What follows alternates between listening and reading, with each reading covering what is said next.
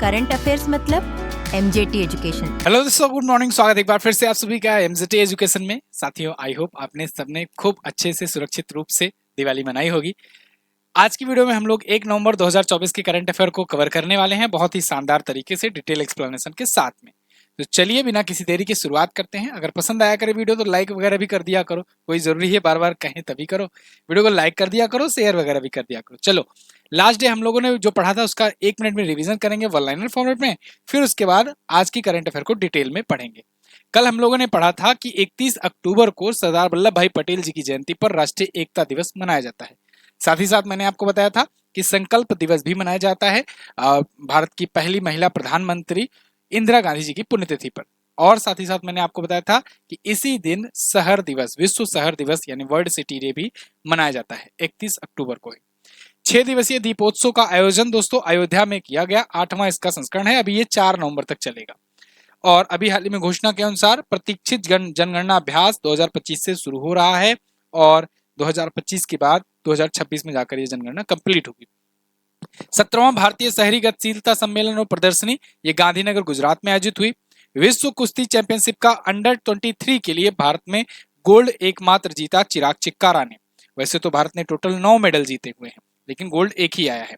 America अंतर्राष्ट्रीय धार्मिक स्वतंत्रता आयोग और इसकी रिपोर्ट के अनुसार किस कंट्री को कंट्री ऑफ पार्टिकुलर कंसर्न घोषित किया गया, तो भारत को घोषित किया था इन्होंने।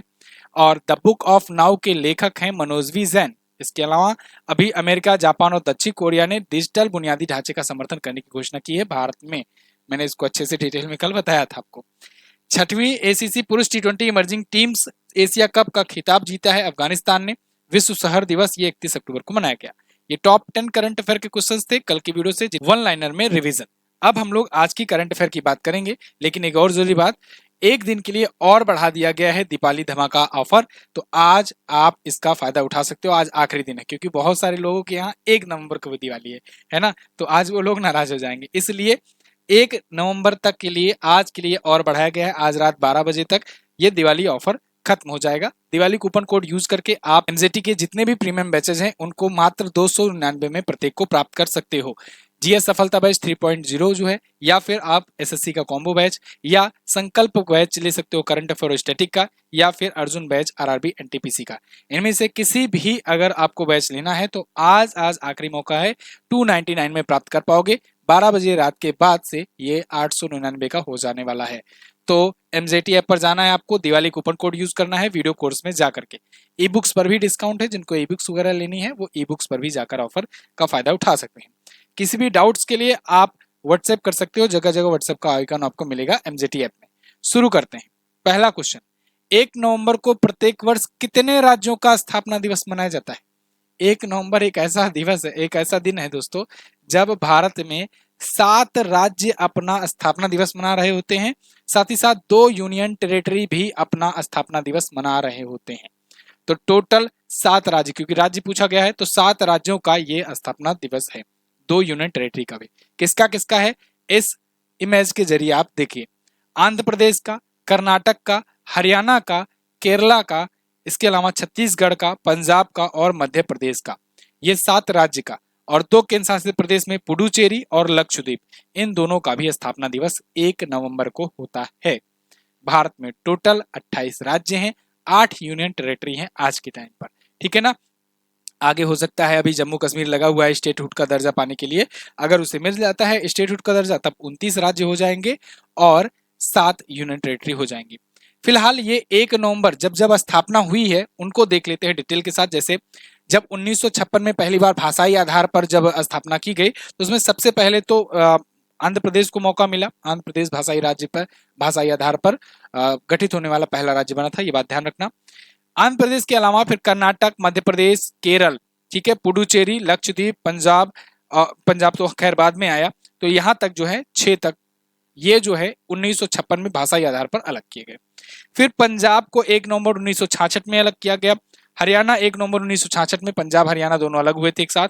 छत्तीसगढ़ 1 नवंबर सन 2000 को मध्य प्रदेश से अलग हुआ था। ठीक है, तो ये 7 राज्य और 2 केंद्र शासित प्रदेश, ध्यान रखिएगा। एक भारत का मैप भी बनता है इसी दौर पर। तो ये अपना प्यारा भारत है, इसमें आप देख पाओगे अलग अलग राज्यों की लोकेशन कहाँ कहाँ पर क्या है। ठीक है, अब जो उड़िया बोलते हैं वो उड़ीसा की तरफ रहते हैं, जो बंगाली बोलते हैं बंगाल की तरफ, बिहारी वाले बिहार में। केरला में कौन सी भाषा चलती है, तो मलयालम बताइएगा। तमिलनाडु में तमिल, तेलुगु वाले तेलंगाना में, आंध्र प्रदेश वाले कन्नड़ बोलते हैं, कर्नाटक वाले, आंध्र प्रदेश वाले भी तेलुगु हैं, महाराष्ट्र वाले मराठी, गुजरात वाले गुजराती, राजस्थान वाले राजस्थानी है, राजस्थानी या हिंदी कह सकते हो, मध्य प्रदेश वाले भी हिंदी है, ठीक है, उत्तर प्रदेश वाले भी हिंदी, अवधी, भोजपुरी, बिहार वाले भी बिहारी भोजपुरी कह सकते हो। हरियाणा, हरियाणा में हरियाणवी बोलते हैं, जो भी हिंदी का अपभ्रंश टाइप का ही है। पंजाब में पंजाबी बोलने वाले हैं, उत्तर प्रदेश से उत्तराखंड अलग ही हुआ है, और बाकी सब तो ऐसे ही है, ठीक है। चलिए अगला, हाल ही में मिली जानकारी के अनुसार 18वां प्रवासी भारतीय दिवस कहां आयोजित किया जाएगा।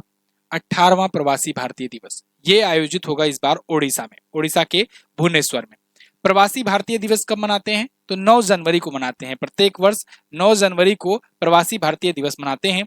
लेकिन 9 जनवरी को क्यों मनाते हैं, इसके पीछे की कहानी यह है कि 9 जनवरी को 1915 को 1950 को महात्मा गांधी जी साउथ अफ्रीका से वापस आए थे भारत में, इसीलिए प्रवासी भारतीय दिवस मनाया जाता है। लेकिन पिछले कुछ सालों से इसे क्या किया जा रहा है कि किसी एक स्टेट में अच्छे से सेलिब्रेट किया जा रहा है, किसी एक सिटी में। तो जैसे 17वां वाला आयोजित किया गया था, तो वो मध्य प्रदेश के इंदौर में आयोजित किया गया था। इस बार 18वां संस्करण होगा, तो इस बार ये प्रवासी भारतीय दिवस भुवनेश्वर उड़ीसा में आयोजित किया जाएगा। इसके लिए इवेंट होता है 3 दिनों का, 8, 9, 10, ये 3 दिनों का इवेंट होता है, जिसमें 9 जनवरी प्रवासी भारतीय दिवस, इसे याद रखना, ठीक है ना। कारण मैंने आपको बता ही दिया, 2003 से इसकी शुरुआत हुई थी। अभी ये यूपी ट्रिपल एससी के वीडियो एग्जाम में पूछ लिया था, ठीक है ना। तो इसीलिए कहते हैं जो जो भी चीजें डिटेल दी जाए वो आप ध्यान से देखा करो और अच्छे से याद किया करो। प्रवासी भारतीय दिवस जो है ये 9 जनवरी को मनाते हैं, ये बात ध्यान रखना। अगला, जापान पैरा बैडमिंटन इंटरनेशनल 2024 में भारत के पैरा बैडमिंटन खिलाड़ियों ने कुल कितने पदक जीते। जापान पैरा बैडमिंटन इंटरनेशनल 2024 के इवेंट में, तो भारत के पैरा बैडमिंटन खिलाड़ियों ने टोटल जीते हैं 24 मेडल। अब इन 24 में 6 तो गोल्ड आए हैं अपने, है ना। पैरा बैडमिंटन मतलब समझ रहे हो ना, जो पैरा एथलीट होते हैं, जो शारीरिक रूप से दिव्यांग होते हैं, उनका इवेंट होता है, जैसे पैरा ओलंपिक आप देखते हो। तो ऐसे ही पैरा बैडमिंटन ये चैंपियनशिप था। तो इसमें भारतीय जो टीम के लोग थे, पैरा बैडमिंटन खिलाड़ी थे, टोटल 24 मेडल आए, 6 गोल्ड आए हैं, 9 सिल्वर आए हैं और 9 ब्रांज आए हैं। 27 अक्टूबर को जापान में आयोजित किया गया। इसमें शिवराज सोलाई जो हैं, सोलाई मलाई, ये एकल और युगल दोनों स्पर्धा में गोल्ड जीते हुए हैं, ठीक। आयोजन कहाँ हुआ, जापान में। अगला, हाल ही में भारतीय एयरटेल ने किसको अपना नया सीईओ नियुक्त किया। भारतीय एयरटेल के नए सीईओ, चीफ एग्जीक्यूटिव ऑफिसर, ये बन गए हैं दोस्तों, कौन, ये बन गए हैं शाश्वत शर्मा। शाश्वत शर्मा को बनाया गया है, यहाँ पर देखिए नेम शाश्वत शर्मा एज ए एमडी और सीईओ, मैनेजिंग डायरेक्टर भी होंगे और चीफ एग्जीक्यूटिव ऑफिसर भी होंगे। 1 जनवरी 2026 से इनका कार्यकाल, 1 जनवरी 2025 से इनका कार्यकाल रहेगा, ठीक है ना। यहाँ 2025 होना चाहिए। वर्तमान सीईओ हैं गोपाल विट्ठल और अब इनकी जगह पर आएंगे ये, ठीक है ना, शाश्वत शर्मा। भारतीय एयरटेल के ये अभी चीफ ऑपरेटिंग ऑफिसर हैं, सीओओ है। सीओओ मतलब चीफ ऑपरेटिंग ऑफिसर, सीएफओ मतलब चीफ फाइनेंशियल ऑफिसर, सीईओ मतलब चीफ एग्जीक्यूटिव ऑफिसर, ऐसे ऐसे बहुत सारी चीजें होती हैं, है ना। सीएफओ बस हो गया। भारतीय एयरटेल की स्थापना 1995 को हुई थी, नई दिल्ली में हेडक्वार्टर है, और अध्यक्ष और एमडी सुनील भारती मित्तल, अध्यक्ष और एमडी नहीं कहेंगे, अध्यक्ष कहेंगे और फाउंडर कहेंगे, ठीक है ना। सुनील भारती मित्तल इसके संस्थापक और अध्यक्ष हैं, लेकिन सीईओ शाश्वत शर्मा होंगे, ठीक। आगे, हाल ही में कौन सा देश भारतीय सैन्य निर्यात का शीर्ष गंतव्य बन गया है। भारतीय सैन्य निर्यात का शीर्ष गंतव्य पता है कौन है, अमेरिका है। अमेरिका, इसके अलावा अमेरिका जो है, अमेरिका के बाद फ्रांस, फ्रांस के बाद अर्मेनिया, ये 3 देश हैं जहां पर भारत सैन्य निर्यात ज्यादा करता है। अब आप कहोगे ये क्या बात कर रहे हो सर, भारत सैन्य निर्यात इतना कब से करने लगा, और वो भी सबसे ज्यादा टॉप एक्सपोर्ट में जो है वो अमेरिका बना हुआ है। हाँ बिल्कुल, अब बड़े बड़े जो एयरक्राफ्ट होते हैं वो तो हम लोग अमेरिका हुआ, फ्रांस हुआ या बाकी देशों से खरीदते हैं, रसिया से खरीदते हैं, या जैसे अभी मैंने C295 वाला बताया, वीडियो बनाई हुई थी कि उसको स्पेन से भारत में लिया है, टेक्नोलॉजी भारत में बन रहा है, तो वो तो बड़ा बड़ा एयरक्राफ्ट हुआ। लेकिन उनके पुर्जे, उनकी और भी बाकी इक्विपमेंट, जैसे अपना भारत का बहुत ज्यादा फेमस है bullet proof jacket, bullet proof helmet बनाया है भारत ने, दुनिया का पहला बुलेट प्रूफ हेलमेट भारत ने ही बनाया। तो ये सब जो है ये चीजें भारत ही भेजता है। बाकी बड़े बड़े चीजें वो लोग बना कर देते हैं, लेकिन छोटी मोटी चीजें हम लोग बना कर देते हैं। और इतना देते हैं कि आज के टाइम पर देखो 100 से अधिक देशों को हम लोग सैन्य उपकरण निर्यात कर रहे हैं। तो सैन्य उपकरणों के निर्यात में अमेरिका, फ्रांस, अर्मेनिया ये भारत के शीर्ष 3 रक्षा निर्यात गंतव्य हैं। अमेरिका की लॉकहीड मार्टिन हो गई, बोइंग हो गई, इन सभी जो कंपनियां हैं इनको हम लोग हेलीकॉप्टर और विमानों के कल पुर्जे निर्यात करते हैं। इसीलिए मैंने आपको जो C295 वाली वीडियो बना करके दी थी उसमें बताया था कि वो मेन टेक्नोलॉजी अपना बना कर देंगे, बाकी उनके कल पुर्जे और बाकी इक्विपमेंट भारत में ही बनेंगे और वो आकर के ये TASL में असेंबल होंगे वडोदरा गुजरात में। ठीक है ना। तो कल पुर्जे जो है हम लोग बनाते ही अपने के लिए, साथ ही साथ हम लोग विदेशों में भेजते हैं। तो सॉफ्टवेयर और इलेक्ट्रॉनिक उपकरण के लिए फ्रांस में होता है अपना एक्सपोर्ट। अर्मेनिया में ATAGS article gun, Pinaka multi barrel rocket launcher system ये सब निर्यात करते हैं। अभी एक और रिपोर्ट आई थी कुछ दिन पहले जिसमें बताया गया था कि अर्मेनिया जो है ये भारत में सबसे ज्यादा भारत के हथियार लेता है। ठीक है ना।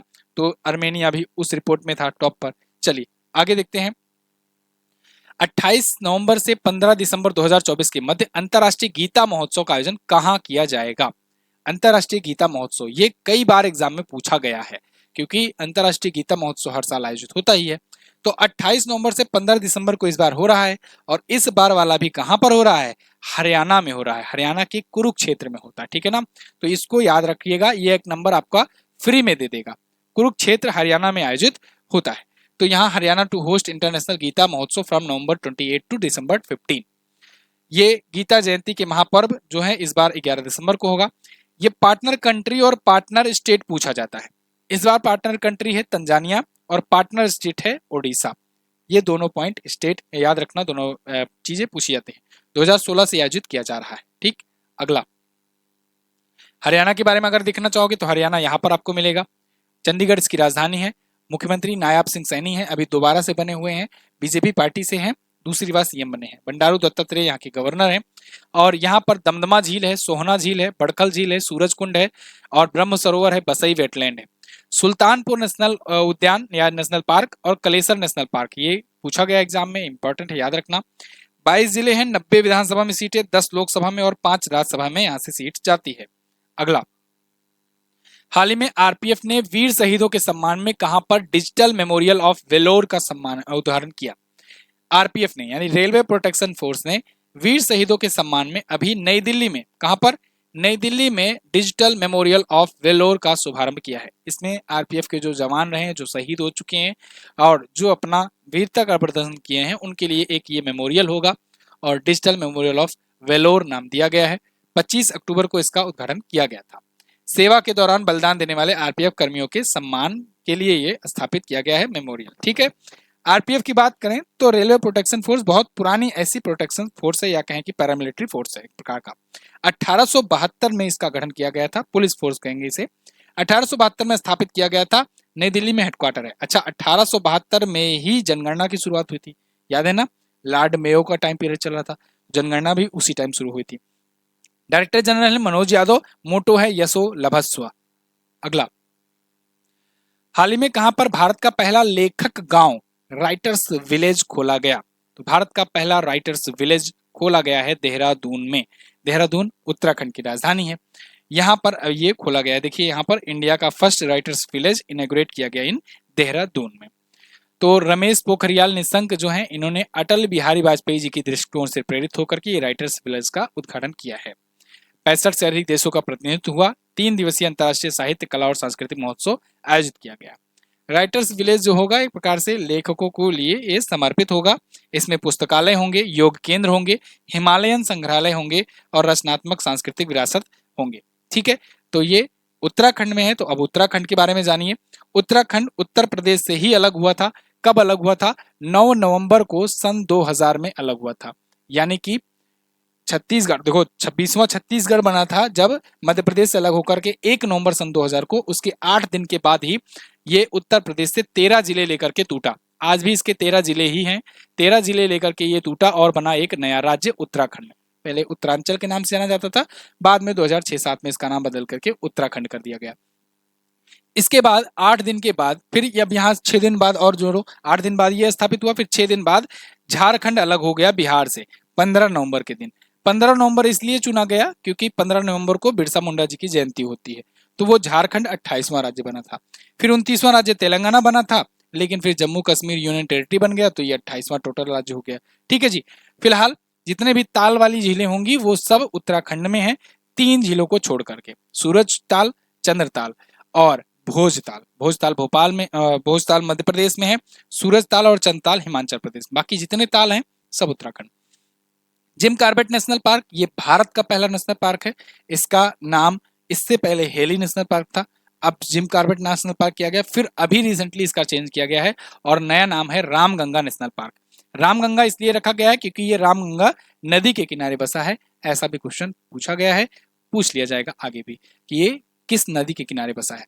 रामगंगा नेशनल पार्क भारत का पहला नेशनल पार्क है, 1936 में बना था। राजाजी नेशनल पार्क इसको याद रखिएगा, और ये बायोडाइवर्सिटी वाला भी नेशनल पार्क है, ये पहला बन रहा है, इसको याद रखना प्राइवेट रूप से। नंदा देवी नेशनल पार्क यहाँ पर है, गंगोत्री राष्ट्रीय उद्यान है।